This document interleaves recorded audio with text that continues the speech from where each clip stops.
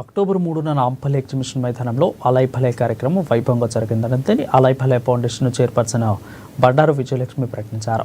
ఈ వేడుక తెలంగాణ సాంప్రదాయాలను కళలను ప్రోత్సహిస్తూ 20వ వేట అడుగు పెడుతుందని తెలిపారు. దాదాపు 30 నుంచి 40 వేల మంది హాజరయ్యే అవకాశం ఉందని అన్నారు. తెలుగు రాష్ట్రాల ముఖ్యమంత్రులు, గవర్నర్లు, హర్యానా సీఎం సహా పలువురు ప్రతినిధులు ఆహ్వానించినట్లు చెప్పారు.